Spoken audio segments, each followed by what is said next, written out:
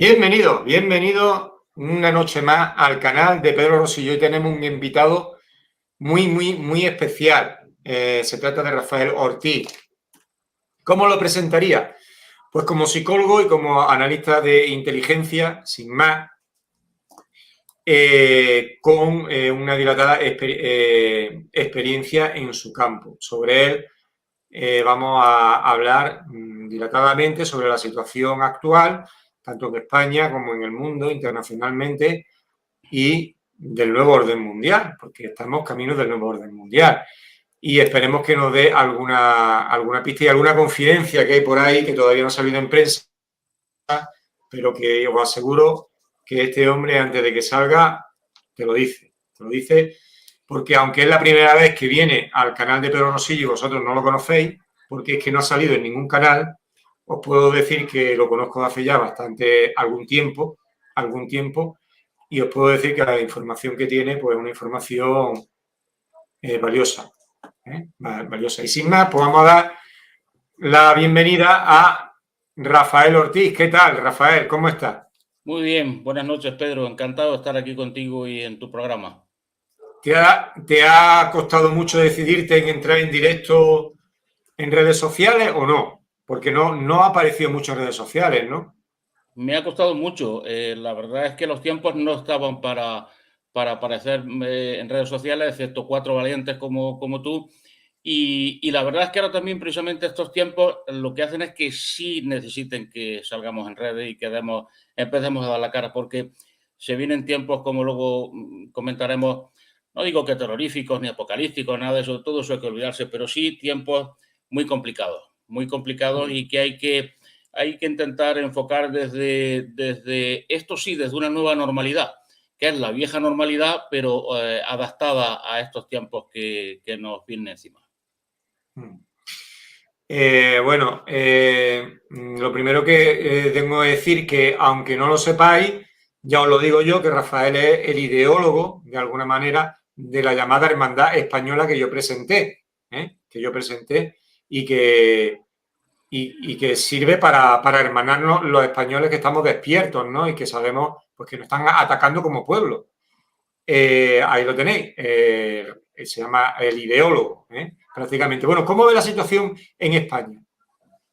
Rafael, lo primero. Bueno, la situación en España lo veo como la estamos viendo todo el mundo. No es complicada, es muy sencilla. Y es muy sencilla, exactamente igual que es muy sencilla la situación internacional. Quiero decir, es muy importante simplificar todo lo que podamos este aluvión de propaganda, de contrainformación, que trata de crear una complejidad que en realidad no existe.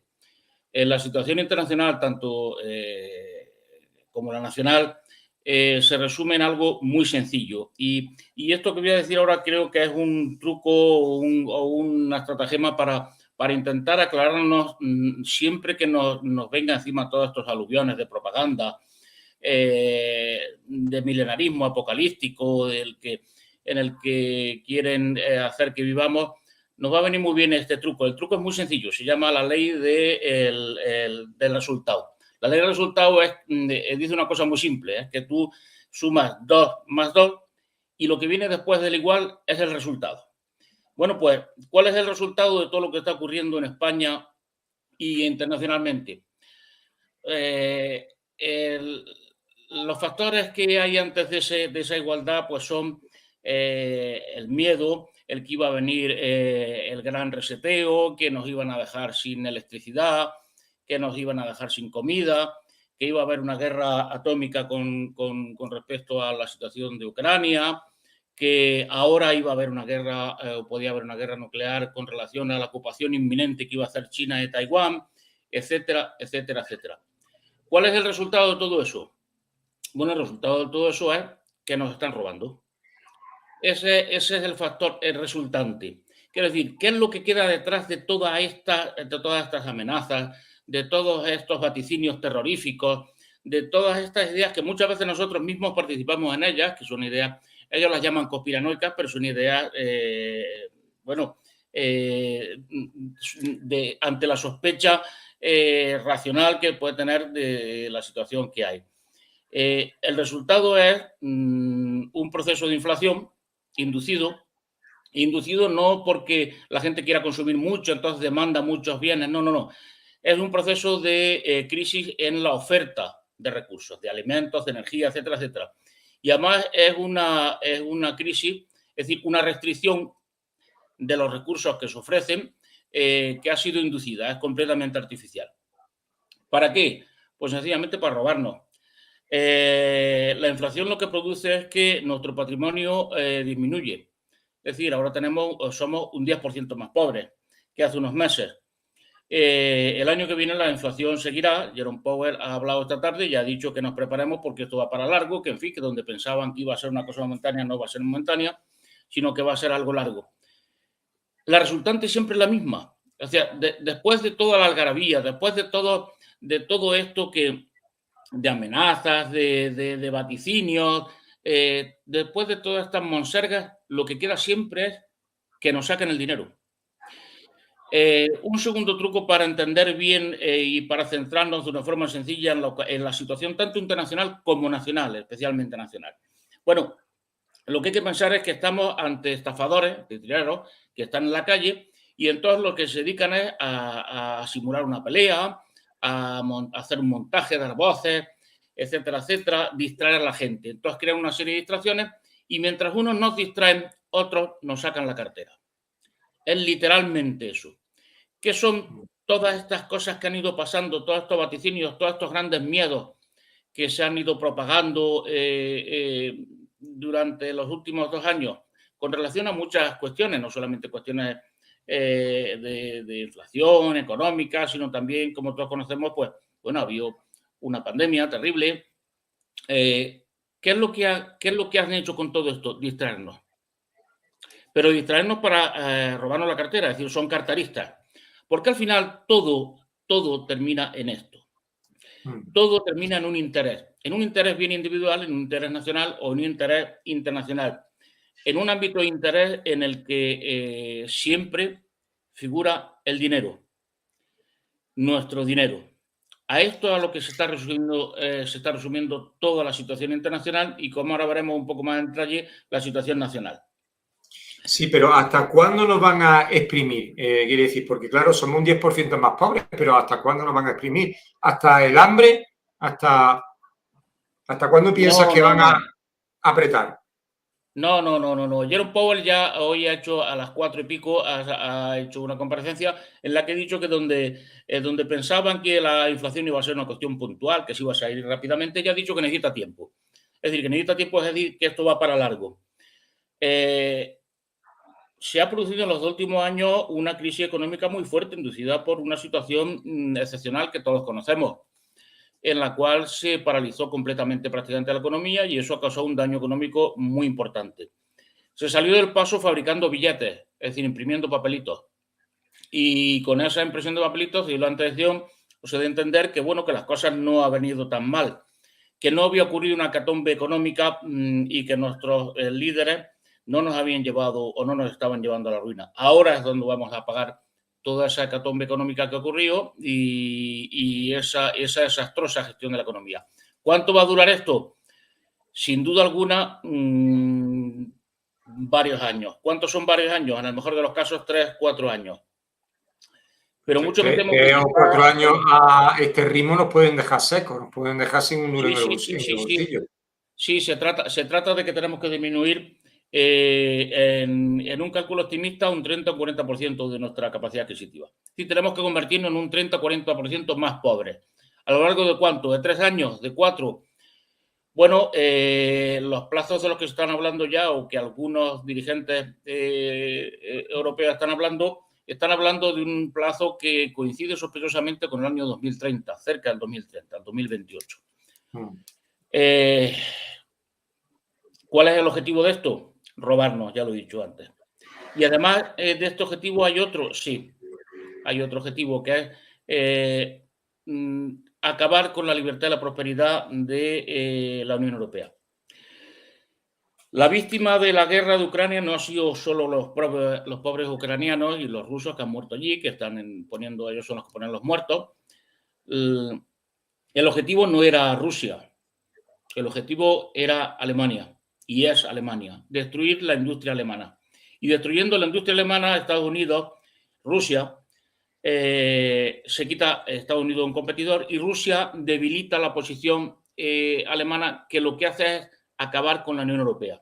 Con lo cual se le queda un campo de expansión a Rusia importantísimo en Europa. Y Estados Unidos se quita un competidor de en medio, que es Alemania.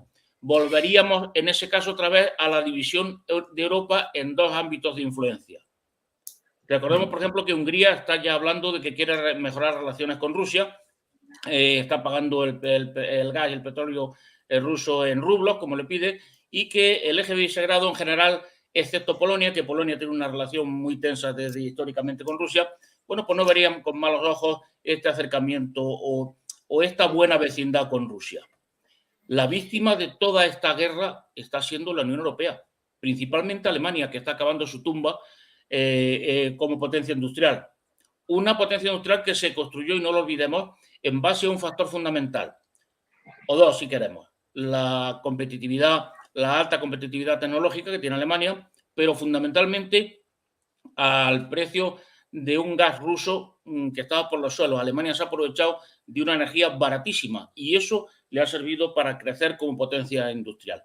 Bien, esto se va a acabar, va a tener el mismo final Alemania, la industria alemana, que la que sustentó en su principio, que fue el precio de la energía. Ahora el precio de la energía se carece y la industria alemana deja de ser competitiva. ¿Qué ocurre con esto? Que la Unión Europea está ya en mil pedazos. Hay que redefinir otra vez la Unión Europea. Y este es el escenario que tenemos a medio plazo entre los próximos 2-3 años. ¿Quiere decir que han podido llegar a un pacto Estados Unidos y Rusia para cargarse la Unión Europea, o simplemente es una consecuencia indirecta de la rivalidad entre los dos? No, es una confluencia de intereses. No hace falta llegar a un pacto expreso entre ellos, para que sencillamente les conviene a los dos y cada uno. Internacionalmente, en los movimientos geopolíticos, muchas veces se da algo que se llama la estrategia de oportunidad. Y la estrategia de oportunidad, lo que ocurre es que cuando tú de repente ves que ocurre algo en el mundo, tú intentas sacar el máximo partido posible. Entonces, pueden coincidir muchos países y parece que se han puesto de acuerdo, pero en realidad no están coincidiendo. Sencillamente cada uno está aprovechando su elección. Por ejemplo, hay un cadáver y ves que coinciden las hienas y los buitres. Esto no quiere decir que se hayan puesto de acuerdo, sino que los dos, ambas especies, se aprovechan de la situación de que ha habido un cadáver ahí que han matado antes los leones. Bien, esto lo está ocurriendo con Rusia, con Estados Unidos. A Estados Unidos le interesa debilitar a Alemania económicamente, porque con eso además consigue aumentar no solamente su competitividad o mejorar su economía.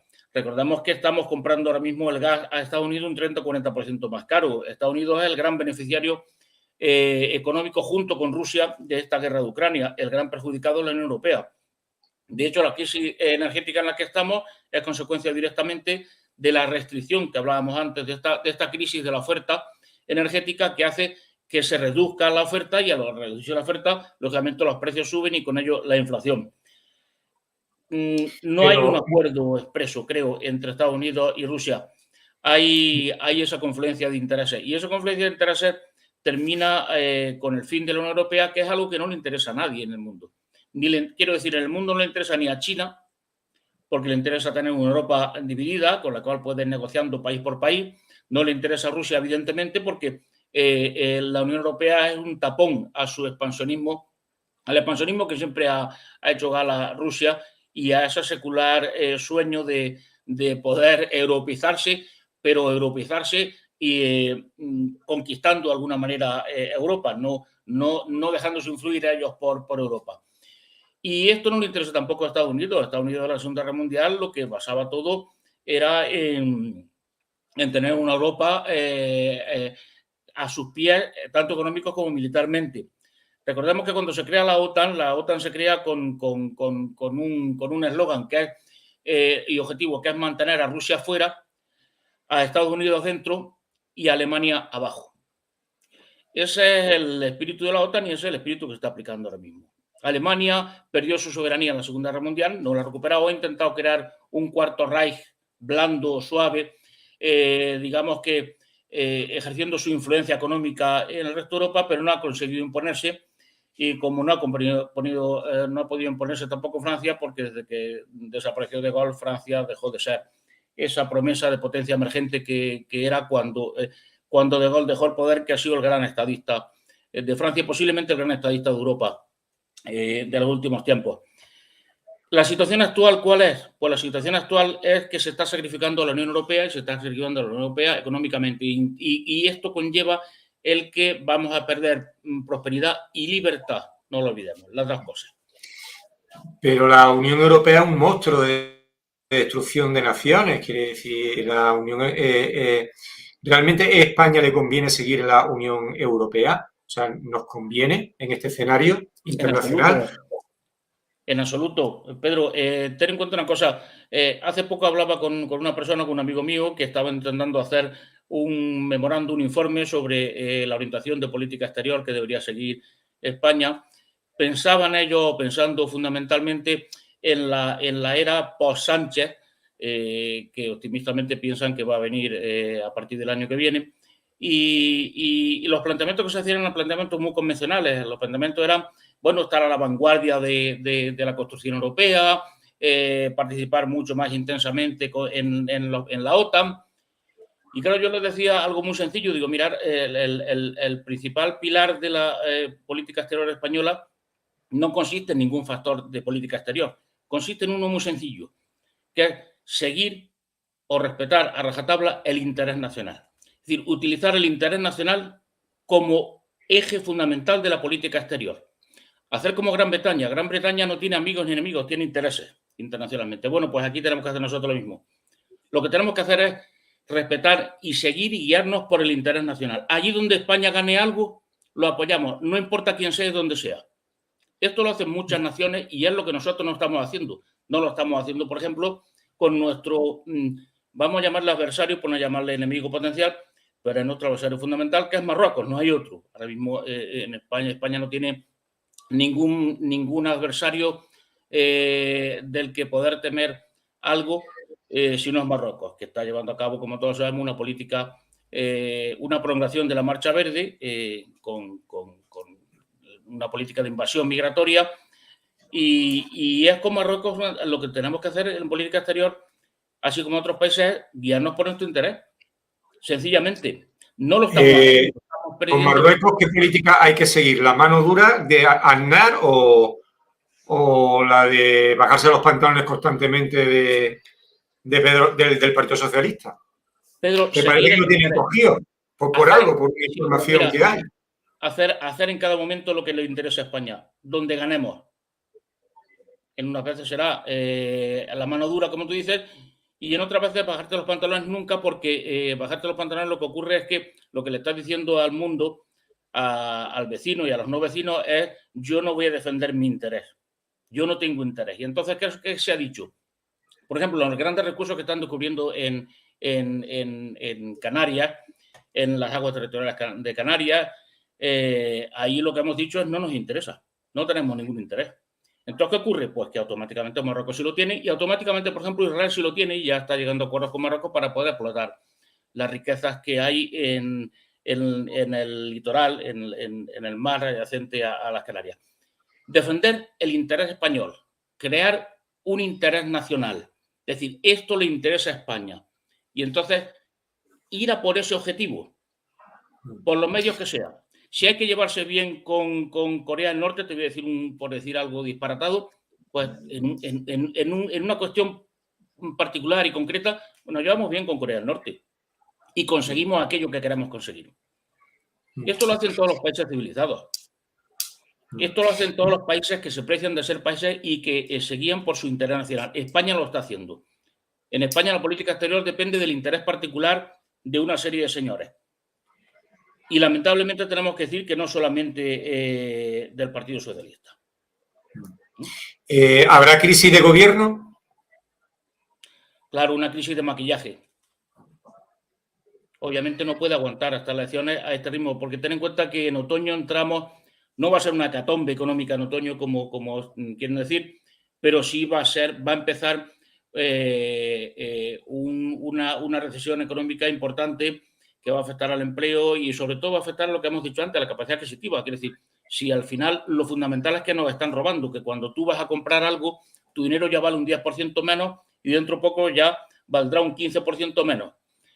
Y esta situación va a crear una tensión social muy fuerte. Para esto se están preparando dos cosas. Primero, una remoción de cosméticas del gobierno y fundamentalmente ese aluvión de leyes que se han ido preparando para reprimir una posible contestación social a la situación que se avecina. Eso se irá aplicando a lo largo del otoño y el invierno. ¿Por qué? Pues porque el problema que tiene la conflictividad social, el problema que tiene el que haya un estallido social, es que se convierta precisamente en esto, en un estallido, que una chispa se convierta en un incendio. Y esto es lo que tratan de evitar por todos los medios. Pedro Sánchez saldrá de la Moncloa en las próximas elecciones. Él quiere llegar, su intención desde luego es llegar, por eso quiere hacer esa crisis de gobierno, parece que es claro, y cambiar la imagen, la estética para llegar a esas elecciones, pero realmente ya ni Tezano lo sostiene. Realmente han decidido cambiarlo por otro, la gente del nuevo orden mundial, quiere decir, ¿tendremos a Feijóo o seguirá Sánchez? Como un Maduro. Es seguro que va a estar Feijóo. Sánchez ya ha sido completamente desechado y lo fue hace unos 3-4 meses. Se decidió que ¿Cuál fue el detonante que dijeron hasta aquí? Hay que cambiarlo. ¿Cuál fue el detonante? ¿Cuál crees que fue? Yo creo que hay un detonante fundamental que es el disparate que ha hecho con relación a, aunque parezca increíble, con relación a Sáhara. Ha colocado una situación muy difícil a todo el mundo, aunque esa posición de fortalecer a Marruecos le viene bien a Israel y a Estados Unidos, que eran los únicos, pero es a lo único que le viene bien. Porque esa decisión ha conseguido una cosa, que es bloquear el suministro sur de gas a Europa. Porque al final ni siquiera a través de Italia. Y esto ha hecho un daño terrible. Estamos viendo ahora cómo Francia acaba de decir que, bueno, que sí, que el gasoducto catalán puede pasar por allí, pero que necesita dinero, que eso cuesta mucho dinero, que se lo paguen. No ha dicho que no Francia. Quien dijo que no fue España en el año 19. En el 2019 dijo que no, y renunció a la mitad de las subvenciones que se habían dado para terminar ese gasoducto. Y ese ha sido el error fundamental que nos ha cerrado la puerta del suministro por el sur de gas a nosotros y a toda Europa, y que ha complicado muchísimo las cosas. Por otra parte, ten en cuenta algo, que es que alguien tiene que pagar con toda esta crisis económica que se va a generar. Quiero decir, hay que intentar por todos los medios que no haya una explosión social, y para que no haya una explosión social, una de las cosas que se va a utilizar es utilizar una cabeza de turco, que va a ser precisamente Sánchez. De la misma manera que ahora parece que tiene un poder omnímodo, que todos los medios de comunicación lo apoyan, que sin fisura, etcétera, etcétera. Bueno, puede ocurrir o va a ocurrir exactamente lo mismo que ocurrió con la guerra de Ucrania. Recordamos cuando hace unos meses en los telediarios estaban repletos de noticias de Ucrania y ahora ya prácticamente no hay ninguna. Bueno, sí, porque se ha dado también las instrucciones de acabar con la guerra de Ucrania, porque esto nos lleva a la ruina a la Unión Europea. Y se ha dado instrucción de eso y se ha dado instrucción de acabar con Zelensky. Zelensky, de repente ya empiezan a aparecer informes de que es un corrupto, incluso en la prensa europea, etcétera, etcétera. Prácticamente en la misma reunión se decidió borrar de la lista a Pedro Sánchez y a Zelensky.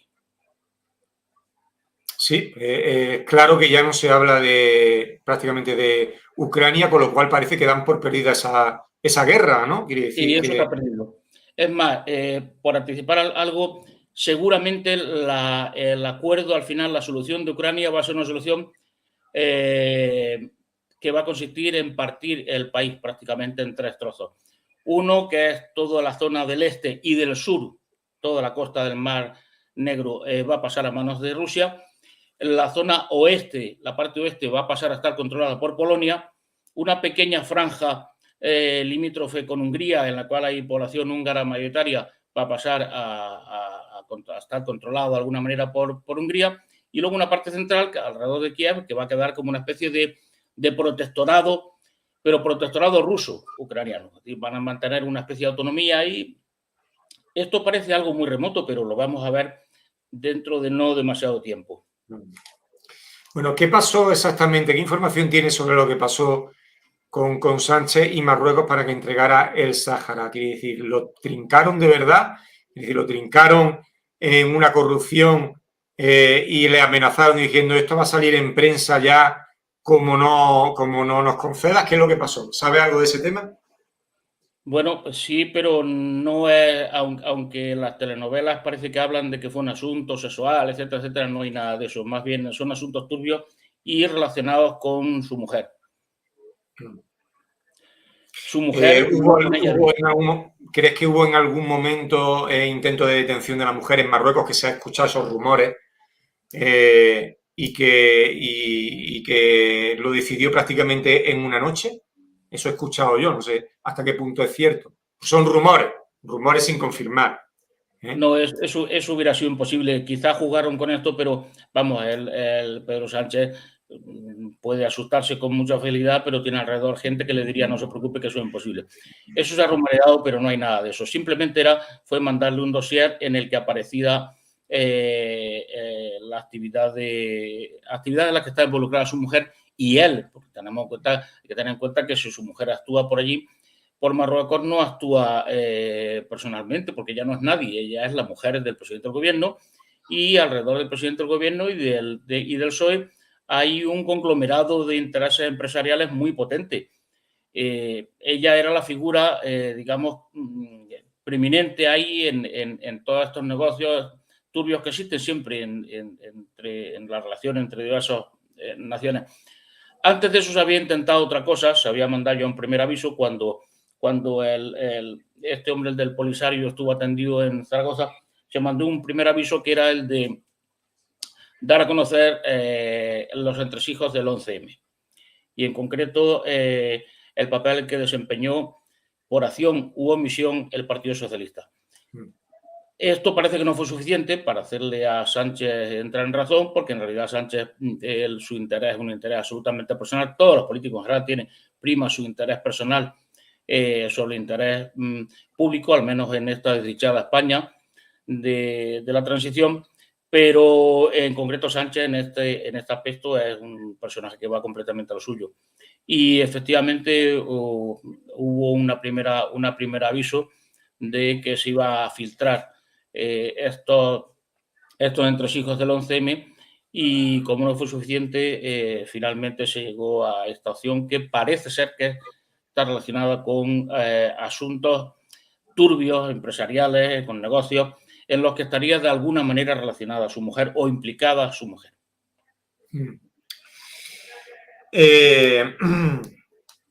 La OTAN. Con respecto a la OTAN, ¿qué deberíamos de hacer? Porque aquí parece que somos un convidado de piedra en donde tenemos mucho más que perder, o esa es mi opinión, que ganar. ¿Qué opinión tienes sobre ella? ¿Deberíamos salirnos? Ni salirnos ni quedarnos. Recordemos a De Gaulle. De Gaulle se guiaba únicamente por el interés nacional de Francia. Punto y final. Y en este caso tenemos que hacer prevalecer nuestro interés, pero para tener un interés nacional primero hay que crear una serie de objetivos nacionales. Tenemos que saber dónde vamos, qué nos interesa, cuál es el papel que queremos desempeñar en esta zona estratégica que es la zona del Estrecho, en el que Marruecos ha cobrado un protagonismo especial por dejación de España. Pero no por dejación de España, porque España sencillamente no ha empezado a exigir y a ejercer su soberanía y a exigir el que se satisfagan una serie de intereses nacionales. Las bases americanas en España le están saliendo gratis a Estados Unidos, en todos los sentidos, en el sentido político y en el sentido militar estratégico. Eso no es de recibo. Y yo creo que habría que empezar a actuar ahí, a ese nivel. ¿No es muy peligroso tener bases extranjeras en nuestro territorio, sean de Estados Unidos o de cualquier nación? Quiere decir, España libre de bases extranjeras. No, España es un objetivo estratégico que tenga bases estadounidenses o no los tenga. Quiero decir, España es un país importante por sí mismo y se convertiría en un objetivo estratégico en el caso de un conflicto de amplio rango que salga del ámbito regional.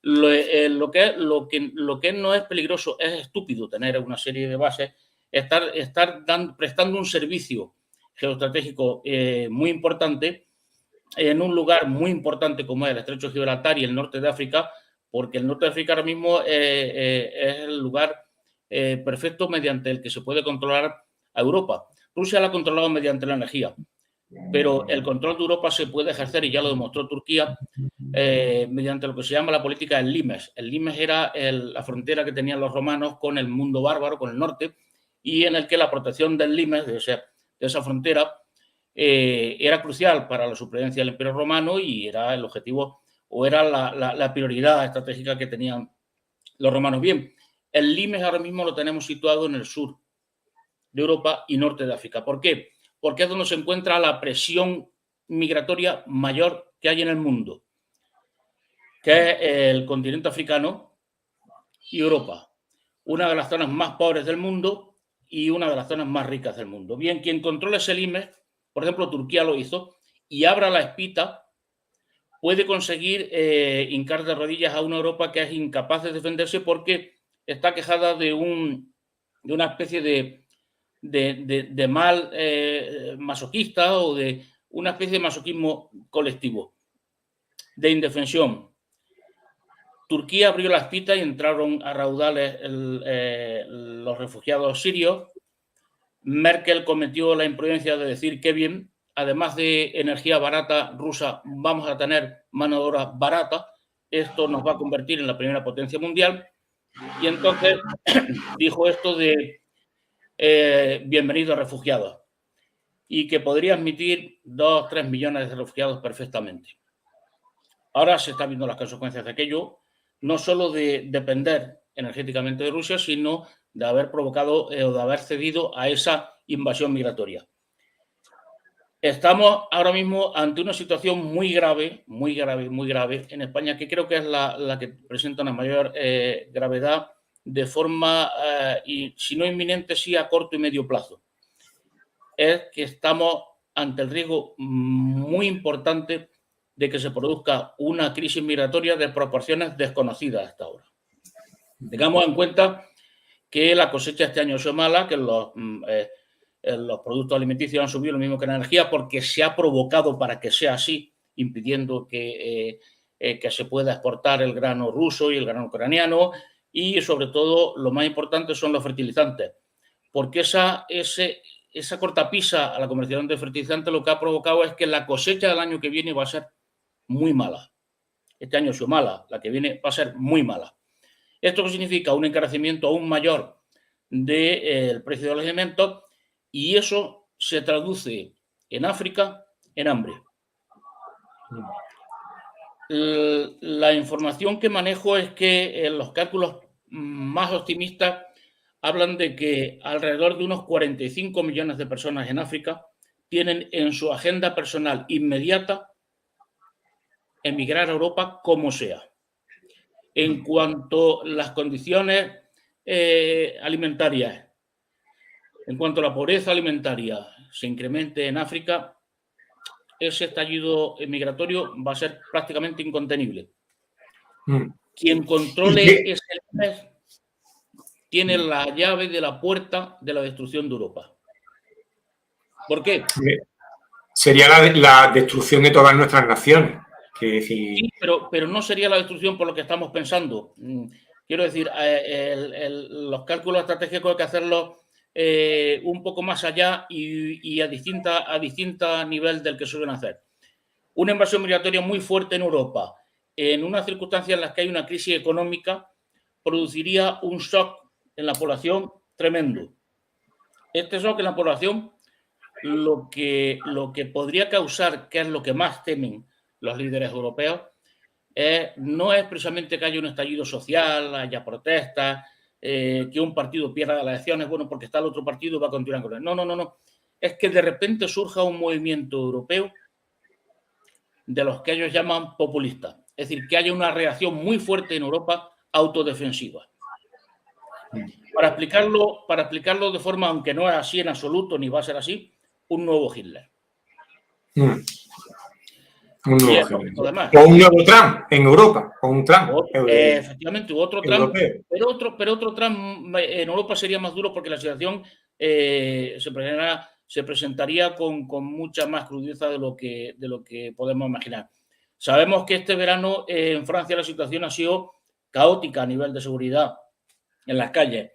Está todo ocultado por la prensa, pero ha sido un verano literalmente sangriento. En España ya estamos viendo los focos donde reside la inmigración descontrolada, ya estamos viendo lo que está pasando. Tú tienes cerca ahí Almería, el barrio del Poche, Sí. ¿verdad? Asaltos masivos, sí, a las viviendas. Bueno, esta situación, imaginémoslo, no con esos 45 millones de personas que dicen que quieren venir a Europa, sino simplemente un salto migratorio. Bueno, sí, cuando los refugiados sirios fue apenas de 500, 600.000 los que consiguieron entrar, imaginemos ahora simplemente 2 o 3 millones de golpe. Que no puedes detenerlo. Bueno, que eso que no puede detenerlo. No se puede, Pedro, porque sencillamente Europa, y esta es una clave de todo este asunto, Europa y el mundo blanco occidental en general ha renunciado a defenderse. No, eso sí. Que no se puedan, quiere decir. Yo he estado, yo lo he referido muchísimas veces. Alemania con Polonia y con Chequia tiene cientos de kilómetros de frontera y a los inmigrantes no se les ocurre ir a Polonia. Claro. No se les ocurre, porque saben que allí no van a encontrar nada. Yo he estado en Polonia y en Chequia y soy español, blanquito, y me he sentido rechazado, porque es que no les gustan los extranjeros, literalmente. O sea, no ni africanos ni europeos de ninguna clase. Yo no sé si por su tradición de invasiones entre alemanes, rusos, pero han forjado ese carácter y te lo hacen saber que no les gusta. O sea, y allí no tienen nada. O sea, no se le ocurre. Entonces, y ya te digo, no hay un estrecho de Gibraltar de por medio. No hay cientos de kilómetros que pueden pasar la gente tranquilamente y no se le ocurre ir allí, a Polonia. Sí, pero aquí se está aplicando o se está aprovechando de lo que es el efecto de la Marcha Verde. Hay una prolongación de la Marcha Verde. Fue una estrategia genial que utilizó Marruecos en su momento, Hassan, porque se dio cuenta que la gran debilidad del mundo occidental viene de una de sus grandes virtudes, que es el sentido de la solidaridad instituido por el cristianismo durante muchos siglos, etcétera, etcétera. ¿Y eso a qué lleva? Eso lleva a que se confunda la bondad con la estupidez. Es decir, a que se confunda el perdón con el síndrome de Estocolmo y con el masoquismo. ¿Y qué ocurre? Pues que pobrecitos no podemos pararlos. Esto es lo que ocurrió en el Sáhara, no ocurrió otra cosa. Bueno, y que fue Solís, que era el que llevaba los asuntos económicos de Hassan II aquí en España, fue el que fue a negociar y obviamente negoció con su señorito muy bien en contra de España. Estamos siempre lo mismo. Los intereses nacionales de España no existen desde hace muchísimas décadas. Y entonces no se defienden.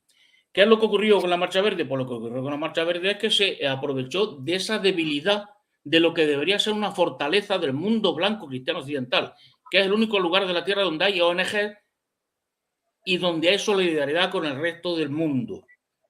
Tú no encuentras una ONG en China, en Japón, en la India. ONG indias no existen. Existen ONG y existen trabajando allí occidentales, blancos, de todas las naciones, de origen cristiano. Y esta debilidad es la que se está aprovechando ahora mismo. Y esta debilidad es la que puede terminar implicando la destrucción de esa cultura, que es la cultura de la solidaridad y la cultura de esta parte del mundo que ha llevado a cabo el mayor desarrollo científico, tecnológico, humano y político de la historia de la humanidad, desde el Renacimiento hasta nuestros días.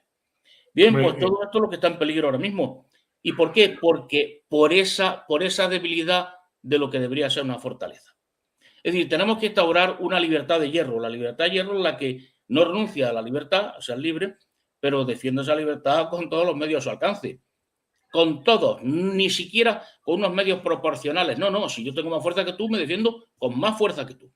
Porque tú eres el que viene a atacarme. O sea, el principio de proporcionalidad no se puede aplicar en ningún caso internacionalmente porque es estúpido.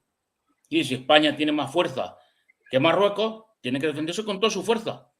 No con una fuerza equiparable, porque si no está mal visto internacionalmente. No, no, no, no. Recordemos, la mejor política internacional es defender el interés nacional y solo el interés nacional. Bueno, yo siempre pienso que se podía haber parado la Marcha Verde, que España entregó el Sáhara y se fue, y lo mismo que ellos entraban por el desierto, pues el ejército español podía haber desembarcado hacia Rabat. Así de simple. Militarmente se hubiera parado la Marcha Verde sin ningún problema. Precisamente por eso Marruecos utilizó lo que llamaban ellos civiles desarmados. En realidad eran soldados, eran tropas, la inmensa mayoría, porque iban desarmados y vestidos de civil. Y se pudo haber parado perfectamente. No se paró por algo muy sencillo, que es la traición interior. La vieja tradición interior, que es por la que los musulmanes entraron en España en el año 700, en el siglo VIII. Y fue por una traición de los partidarios de Bitiza, que en un momento determinado, decisivo de la batalla, se pasaron del lado de los musulmanes, porque pensaban que podían utilizar a los musulmanes para alcanzar el poder aquí en España en contra de sus rivales políticos, y al final los musulmanes se quedaron con toda España, que ocuparon el poder. Exactamente lo mismo que está ocurriendo ahora. Bien, este es el gran peligro. Bueno, la amenaza entonces más inminente para España es la inmigración, podemos decir. Para toda Europa, especialmente para España, que es el eslabón más débil. Y es una oleada migratoria que, por cierto, no se ha detenido, a pesar de ese acuerdo, que no fue en realidad un acuerdo, que fue una sumisión o una declaración de vasallaje por parte de Pedro Sánchez con relación a Marruecos. Bueno, se prometió que se iba a acabar con este goteo migratorio y no se ha acabado. Obviamente no se va a acabar. Eso forma parte del eje central de la estrategia de política exterior de Marruecos. La estrategia exterior de Marruecos ahora mismo, su eje fundamental es la inmigración, la invasión migratoria de España. No hay otro. La política del Limes, ¿no? Sí. La política del Limes. Él controla Limes, Marruecos controla Limes. Estados Unidos ha declarado a Marruecos su aliado preferente en esta zona, desplazando a España precisamente porque entiende que esa es la gran fortaleza que tiene Marruecos, que es la política del Limes. Estados Unidos quiere controlar el muro que debería existir ahí, o en el que se debería de constituir el Mediterráneo, quiere controlarlo Estados Unidos. Porque en cuanto Estados Unidos sugiera a Marruecos o Argelia, en este caso a Marruecos, que es con quien tiene una relación preferente, que deje pasar a otra oleada migratoria, al gobierno de España le tiemblan las piernas, sea el del PSOE o el del PP. Sí, sí, aquí no hay pantalones. Aquí como no estamos acostumbrados a defendernos, pues ya sabes lo que viene después. Cesiones en cualquier aspecto. Y lo peor son los traidores internos, o sea, más que... Es imposible que la Marcha Verde hubiera triunfado sin la traición, y se le llama debilidad, pero en realidad fue la traición interna. Vuelvo a repetir, el gobierno español envió a Solís a hablar con el rey de Marruecos, para intentar detener la Marcha Verde, pero Solís era el que le llevaba todos los asuntos económicos al rey de Marruecos en España. El rey de Marruecos era su señorito y Solís era su encargado. ¿Qué iba a negociar? Sin eso, sin esa traición interna, es imposible. Es imposible que el débil venza al fuerte. Quiere decir, la Marcha Verde se hizo así precisamente porque Marruecos no tiene fuerza, o no tenía fuerza, para poder conquistar el Sáhara. Entonces, ¿qué utilizó? La debilidad española. ¿Qué están utilizando o qué se va a utilizar con las crisis, con los aluviones migratorios? La debilidad europea. Ese sentido de la solidaridad. Bueno, sabemos que nos quieren implantar un nuevo orden mundial, una concepción del mundo antigua, donde mandarán los tecnócratas y los grandes capitalistas. ¿Cuáles van a ser los próximos pasos de ese nuevo orden mundial? ¿Qué nos podemos esperar? Bueno, lo primero de todo lo que se está haciendo ahora es, al unísono de aprovechar los intereses de Estados Unidos, de Rusia, concretos, es acabar con la libertad y la prosperidad de Europa. ¿Por qué? Bueno, porque Europa es el continente más libre y, por lo tanto, con mayor capacidad crítica para poder oponerse a esos intereses. La segunda razón es el mundo Europa, no solamente Europa, porque luego vendrá el resto del mundo occidental, especialmente el mundo blanco. Es acabar con su riqueza. ten en cuenta que solo si Europa y el mundo occidental reduce o reducimos nuestro nivel de vida, es decir, si nos empobrecemos, el resto del mundo puede vivir un poco mejor. Y entonces se pueden evitar muchos conflictos sociales y se puede evitar muchos problemas. Se trata de homogeneizar una granja global lo más rentable posible. Y una granja rentable significa que las gallinas coman muy poco, que estén hacinadas todas en una jaula, que no se muevan, que no gasten energía excepto para el producto que al granjero le interesa. Y eso es lo que van a hacer, eso es lo que están haciendo con nosotros, lo que persiguen. Una granja global. Para llegar a esa granja global hay que rentabilizarle. Por lo tanto, al ganado humano que vive en mejores condiciones, despilfarrando muchos recursos, hay que recortárselos. Se trata de rentabilidad, lo he dicho al principio, la ley del resultante, del resultado. Y al final es siempre que esto sea rentable ¿para quién? Para los carteristas que están gobernando. Hay solamente un punto extraño en todo esto. Hay una pulsión tremenda por acabar con la cultura, pero también con la raza blanca. Esto no encaja en una cuestión eminentemente económica o de rentabilidad ganadera, como es el imponer un mundo global en el que toda la humanidad viva en el tercer mundo, también nosotros, porque eso libera mucho más recursos para que vivan mucho mejor los ganaderos, los granjeros, que son los que no manejan. Pero aquí hay un elemento extraño y que tiene que ver con algo que podríamos denominar el escenario remoto. Hay un escenario inmediato que es nuestra vida inmediata, personal, familiar, que es en la que tenemos que aplicarnos y es la que tenemos que actuar en contra de este nuevo orden global. Y ya adelantamos un poco de lo que se puede hacer ante esta situación. Luego, un escenario mediato, que es el que normalmente llamamos de geoestrategia, que es el que estamos hablando aquí. Y luego hay otro escenario, que es el escenario remoto, que es aquel escenario en el que no tenemos una información directa, sino que esa información tenemos que captarla a través de los efectos indirectos de ese ambiente o ese ámbito remoto. El ámbito remoto, por ejemplo, es el religioso. El ámbito remoto, bueno, pues también son los extraterrestres, pueden estar aquí actuando. Todo eso pertenece al ámbito remoto, al ámbito, digamos, de la exopolítica o de una concepción religiosa o espiritual más trascendente.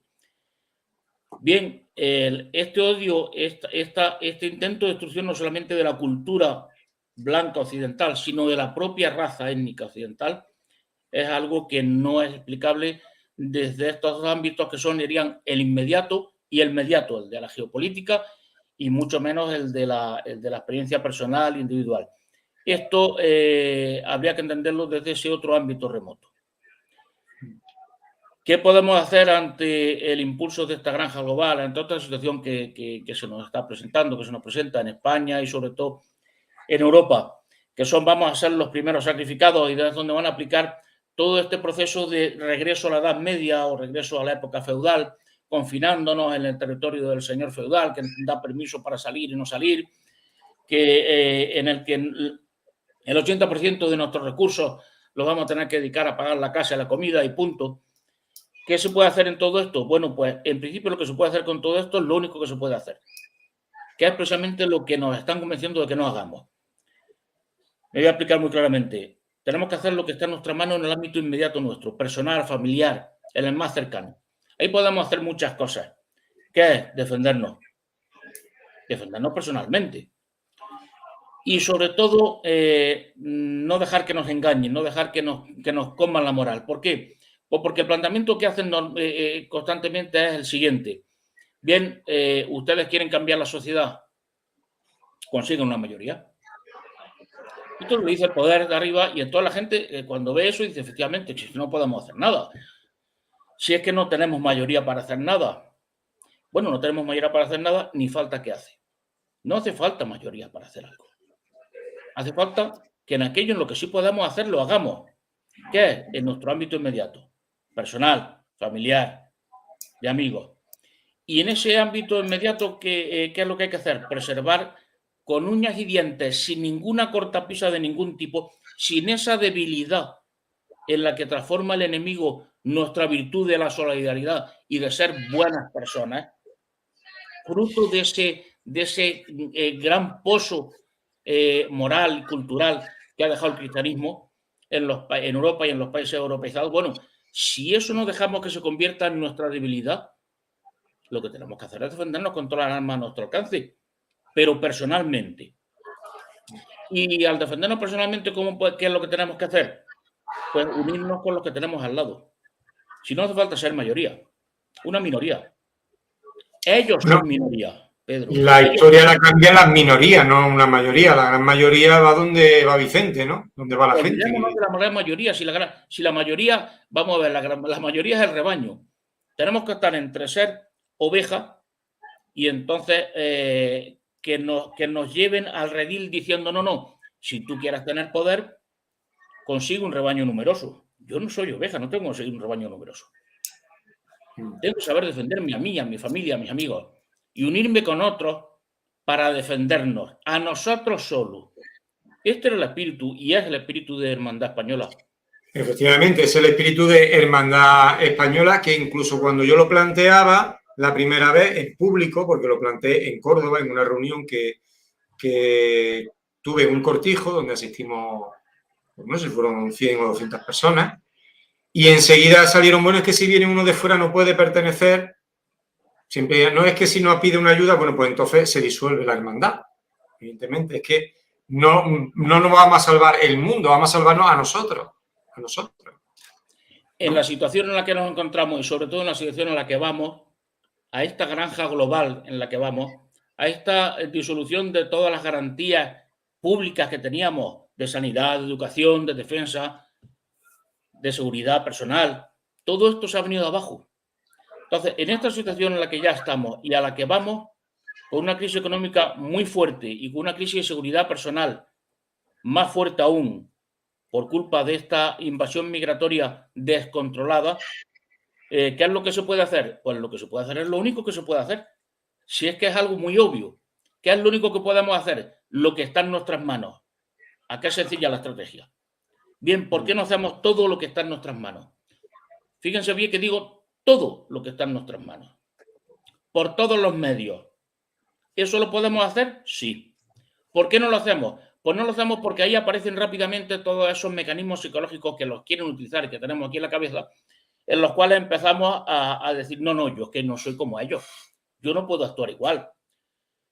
Yo soy un ser de luz, yo soy un ser sublime, yo moralmente soy un ser superior. Entonces yo no puedo defender. Tú no solo sí puedes defender, sino que tienes que defenderte por todos los medios a tu alcance porque estás legitimado. Y lo único que estás obligado a no hacer daño sin necesidad en la situación en la que estamos. Y en esa situación, el crear un grupo, llámalo por el nombre que quieras, un grupo de defensa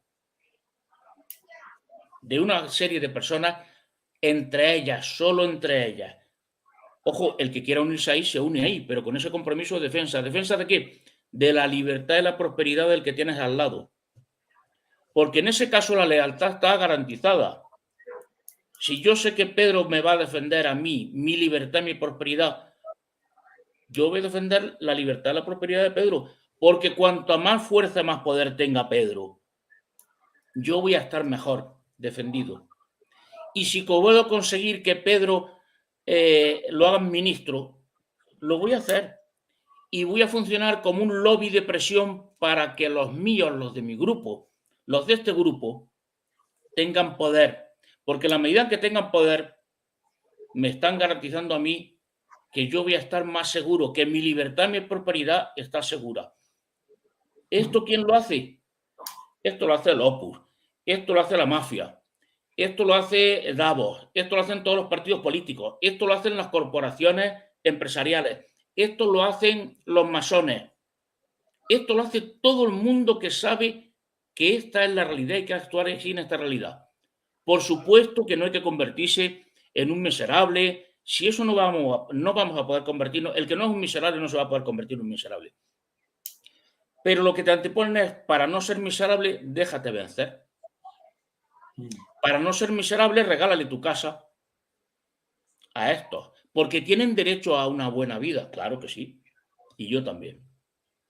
Quiero decir, antes he dicho que la principal estrategia de política exterior de España es algo que no es en absoluto política exterior, que es el interés nacional. El estar pendiente siempre de lo que nos interesa, de donde España gane dinero, poder o influencia. Y si no, no se mueve ni para ayudar a este ni a aquel. Bueno, pues en la cuestión personal igual. Vamos a recuperar el interés personal. Porque si Pedro o Rafa defienden su interés personal, el de su familia y sus amigos, es como Pedro o Rafa pueden ayudar a otros que son como Bueno, Pedro, ¿qué sistema de gobierno propondría? Preguntan por aquí. Pues el único posible para gente libre, la democracia directa.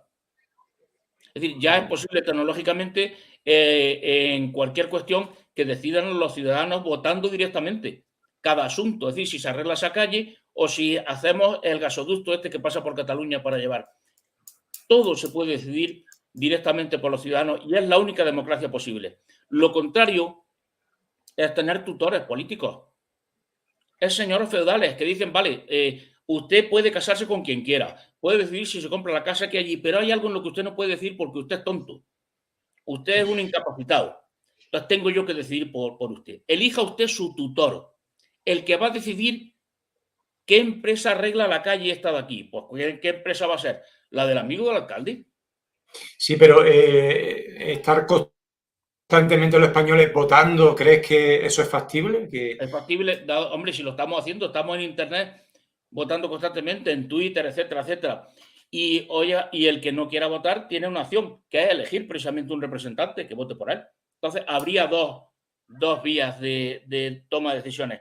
Una es el voto ponderado de los representantes de esa parte de la población que ha elegido tener representantes y luego el voto de los que no han decidido tener representantes. Si yo no voto en alguna votación, luego no me podré quejar si en algún asunto yo no ejerzo mi derecho de voto. Ten en cuenta una cosa, que ahora mismo con la situación actual, cuando hay una mayoría absoluta, por ejemplo en Andalucía está mandando, no llegan ni a 3 de cada 10 andaluces con derecho a voto. Y ha sido un resultado extraordinario. Es decir, ahora mismo en Andalucía, 2,7 andaluces con derecho a voto están mandando de forma absoluta sobre los 10 andaluces con derecho a voto. Eso bueno, por aquí hay muchas preguntas. Por aquí ponen políticos o gestores. Da igual. Si los políticos, si son representantes tuyos, lo que sí es claro es que ese representante tiene que presentarte y rendir cuentas ante los representados. Exactamente igual. Es lo que no hacen ahora. Ahora no rinden cuentas. Claro. Ellos tienen las manos, vamos, libres para hacer lo que les dé la gana y no responden ante nadie. Sí, dentro de 4 años. Dentro de 4 años ya. No, un representante, porque tú te puedes reservar tu derecho a votar, no elegir representante. Pero si elige representante, ese representante tiene que tener las mismas circunstancias, por ejemplo, que un gestor al que tú le entregas tu patrimonio para que te lo gestione. Ese hombre no puede hacer lo que le dé la gana con ese patrimonio. Responde de su gestión. Y responde con su patrimonio y con su libertad. Por aquí preguntan si la mayor libertad y riqueza presente y futuro conocidas por el pueblo español fue durante los 36 años de Franco.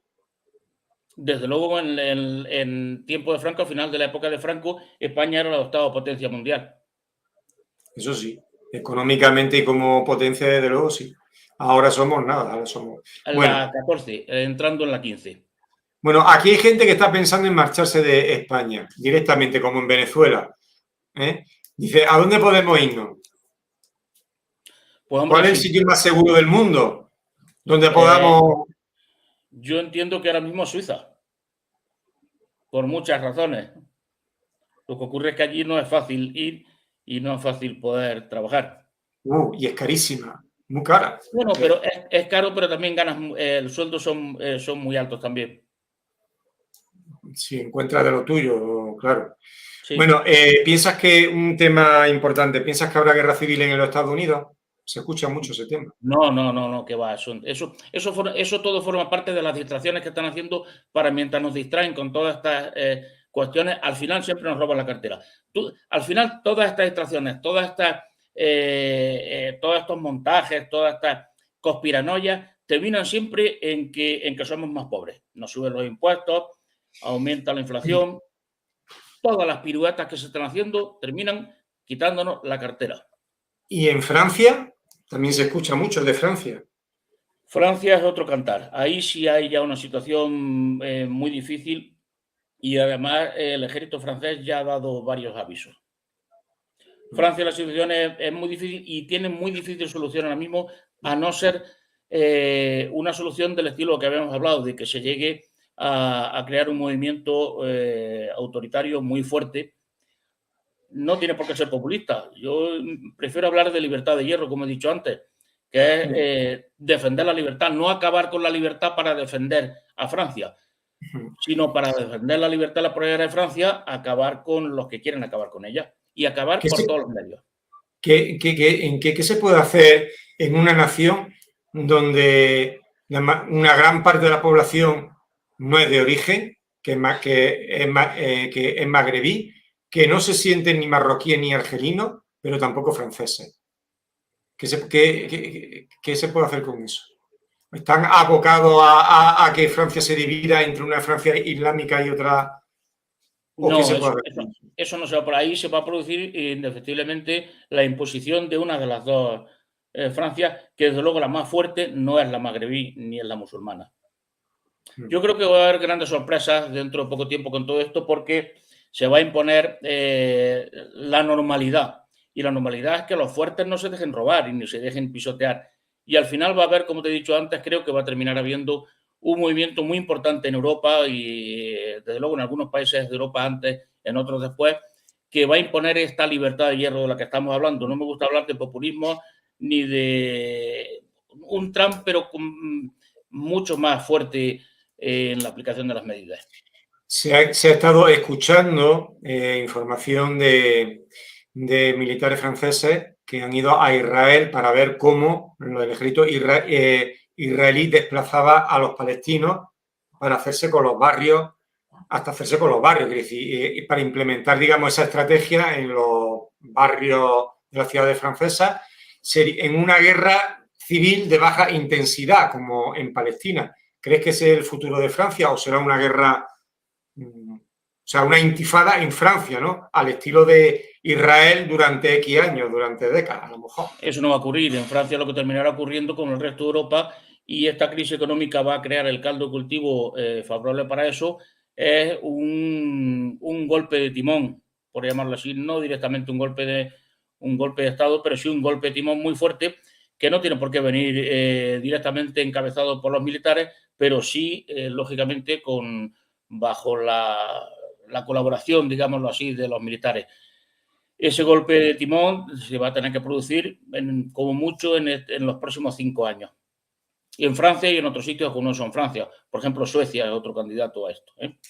Dinamarca está tomando medidas ya. Dinamarca está tomando medidas preventivamente porque están viendo cómo viene el asunto. Y Suiza, donde lo llevan mejor, porque Suiza sí hay una libertad de hierro. Allí no hay tonterías en esto. Hay mucho kosovar y los kosovares se comportan magníficamente allí. ¿Por qué? Porque hay un principio de autoridad muy fuerte. Allí en Suiza no participan de esta idea digamos, de la debilidad congénita en la que se ha transformado la solidaridad cristiana. Ahí no lo tienen esto. Bueno, llevamos más de una hora de entrevista. Un mensaje final para las personas que te han visto en directo. Recuperen su vida personal, céntrense en su vida personal, estén pendientes de las noticias para estar informados, no se dejen engañar porque no va a haber fines del mundo, ni apocalipsis, ni nada de eso. Eso son distracciones para que acepten el que mañana le suban los impuestos o la inflación se dispare y le roben más dinero todavía. Recuperen su vida personal y familiar, hagan todo lo que se puede hacer en su vida personal, háganlo. Hagan todo lo que está a su alcance, al alcance de su mano, que hay muchas cosas. Y como estamos pendientes de lo que ocurre en Ucrania, en otros sitios, como estamos agobiados y deprimidos pensando en que esto no tiene solución, en lo que se nos viene encima en España viene una crisis económica como ha habido muchas otras. Y va a haber intentos de restringir libertades. Enfréntense a todo eso, primero recuperando el control sobre sus propias vidas. y con la esperanza de que lo que está en su mano lo pueden hacer, todo lo que está en su mano. No tengan ningún miramiento a la hora de defenderse porque están legitimados para defenderse ante quien sea con todos los medios a su alcance. Esta es la única estrategia posible. Bien, aplíquenla. Porque además es que es lo único que podemos hacer. Realmente no podemos hacer otra cosa. No podemos salvar al mundo, no podemos salvar a la humanidad. Nadie quiere que lo salven. Además, vamos a salvarlo nosotros mismos. Y si nos unimos a otros para ayudarnos entre todos a salvarnos esa minoría selecta que queremos salvarnos, que lo tenemos claro, perfecto. Vamos a crear una corporación empresarial cuyo dividendo sea objetivo de rentabilidad sea el defender la libertad y la prosperidad de sus accionistas. Una corporación empresarial que cuente con servicios sanitarios, con empresas que prestan servicios de defensa, de seguridad. Vamos a crear esa corporación. Eso es muy fácil. Se puede crear con 50 personas, con 100 personas. Y a partir de ahí irá creciendo en la medida en que el resto vean que ahí sí defienden su libertad de propiedad, algo que no hace ya el Estado. Los poderes públicos han fracasado completamente en esto. Pues bien, vamos a crear una corporación que sea la Corporación Libertad. De hecho, ese es el futuro. Si nos damos cuenta, la idea de nación, todo esto se está viniendo abajo. Vamos a crear una nueva institución en la que los que queremos seguir esa vieja normalidad de vivir bien y además vivir libres, porque eso es lo que queremos, así de sencillo, vivir bien y vivir libres y con dignidad. Vamos a crear ese instrumento. Está en nuestra mano crearlo. Pues muy bien, Rafael, pues encantado de que haya estado aquí en el canal de Pedro Rosillo y a ver si viene más veces y hablamos de la actualidad. Seguimos hablando desde el punto de vista de un analista de inteligencia. ¿De acuerdo? Encantado de estar contigo, Pedro, y con todos los oyentes. Y bueno, siempre que quieras sabes que me tienes a tu disposición. Y no te vayas porque te comento una cosilla en privado, ¿vale? Perfecto. Y al resto, pues ha sido la entrevista a Rafael Ortiz, analista de inteligencia. No lo conocéis, yo lo conozco ya desde hace algún tiempo, varios años, un par de años, y hasta ahora pues no se ha dado en redes sociales, pero bueno, ahí está, siempre una primera vez. Y esta es nuestra España, pues estamos quedados y aquí que os lo he contado. Gracias y hasta la próxima.